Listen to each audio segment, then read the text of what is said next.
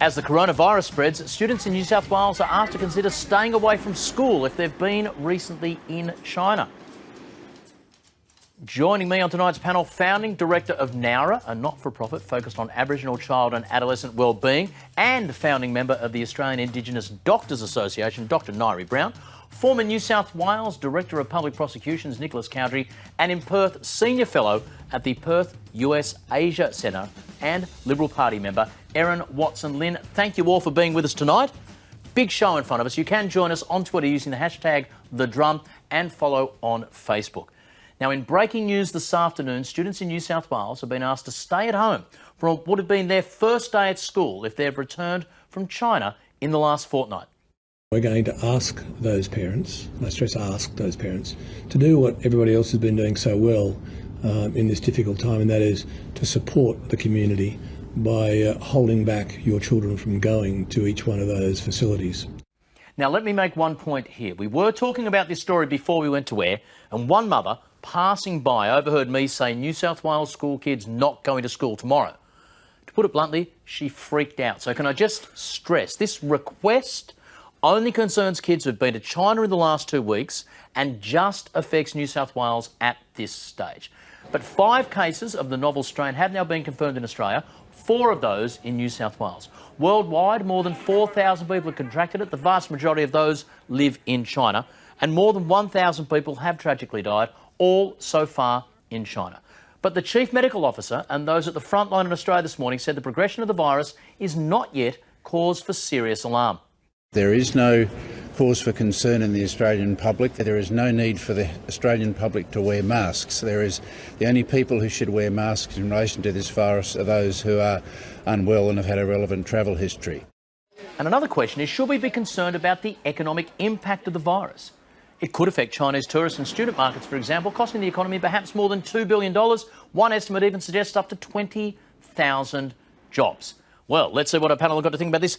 Erin, you're in Western Australia, but I believe you might have got communication from your school also urging caution.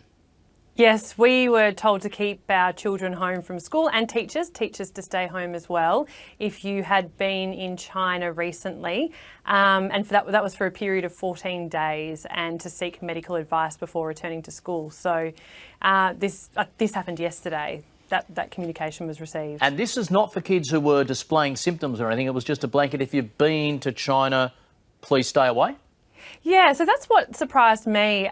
Initially, we'd been told to seek medical advice if you had been to China, and then a day later, sort of within a 24-hour time frame, we were told if you'd been to China at all to please stay at home for 14 days and that the academic program would be delivered to you at home. So, and it was a blanket if you've just been to China. So, we weren't, I guess in a way we were told to heed the advice. They can't mandate it, but we were told that it was the best thing to do at this point in time. And gee, good luck to all parents trying to deliver the academic program at home. Exactly. School. And who's going to look after the kids as well? So. Now, Nairi, you're in public health. This is obviously fast moving, because just this morning the Federal Education Minister Dan Tehan was saying to schools like that, no, Australia's still open for business, please only follow the health directives. But this afternoon, New South Wales has said not a strict order, but if you can you please consider staying away from schools? Obviously a rapidly evolving situation.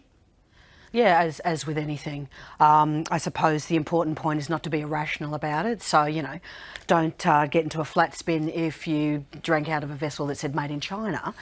We have public health and clinical experts that are closely following this, that understand infectious disease and communicable illness. And so they will be presenting to the public as best possible and in a timely manner, best possible advice. And just, irrespective of whether you're a big fan of Dr. Google or social media, as your source of information, there will be identified positions that are tracking the progress of this and giving us the best possible information, what to do in terms of exposure, incubation period, isolation and also management. Nicholas, if you could put your hat for President of Council for Civil Liberties on for a second. Whenever we've got a situation where people are going to be told where and when they can go or can't go to things, when people are going to be told how to behave, what sort of issues are germane to have at the front of mind? Well, the sorts of principles that should apply are that in a case where society is threatened, as we are with this virus, The informed measures that are put in place, as have been mentioned, need to be balanced. So balance is a very important word to put into the conversation. The measures that are adopted need to be necessary, they need to be reasonable, they need to be proportionate to the threat that society faces.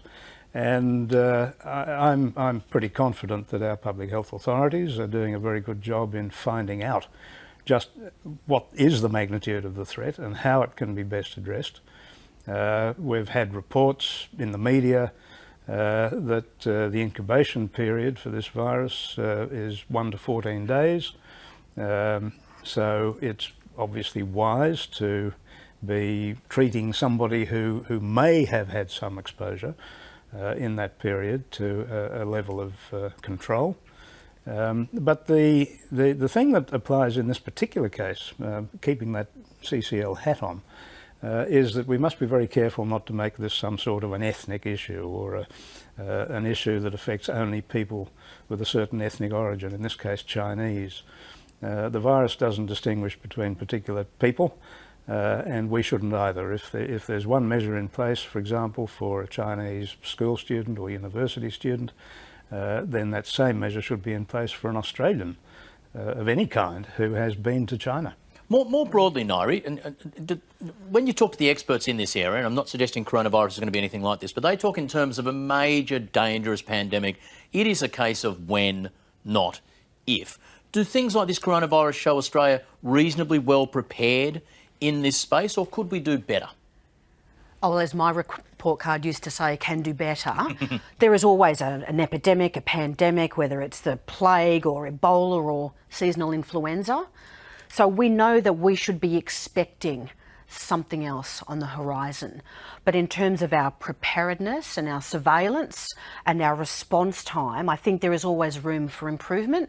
And you would anticipate that there's, the risk factors that are associated with outbreaks are not racial or ethnic or cultural.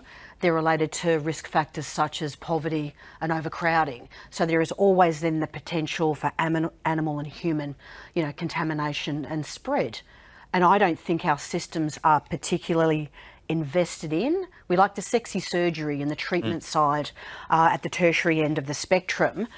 Policy and politics hasn't invested anywhere near enough in terms of public health prevention, our preparedness, making sure our civil liberties are protected, but people also understand why there may be the necessity for isolation of certain individuals or groups or communities. And Erin, when we hear figures of thousands of jobs and billions of dollars, it does remind us how closely connected we are to the Chinese economy and that flow of human capital, aren't we? Indeed, and I think this is a real catalyst for that conversation around Australia's economy. And that's why we do get a little bit excited when things happen with China, because we are exposed to political and economic shocks from China. And something like this that might have an impact on the economy. I mean, when you look at it, whether it's commodities, whether it's tourism, whether it's education, all dominated by the Chinese market. And this is where ensuring that our economy is much more diverse is really important.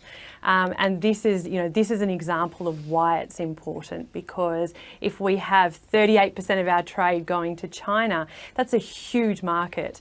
And so when something like this happens, it means that we as a country and our economy is much more vulnerable. As I mentioned, the directive came through just this afternoon from the New South Wales Education Department. So any New South Wales parents watching us, hop online and check out the details to see if you are affected.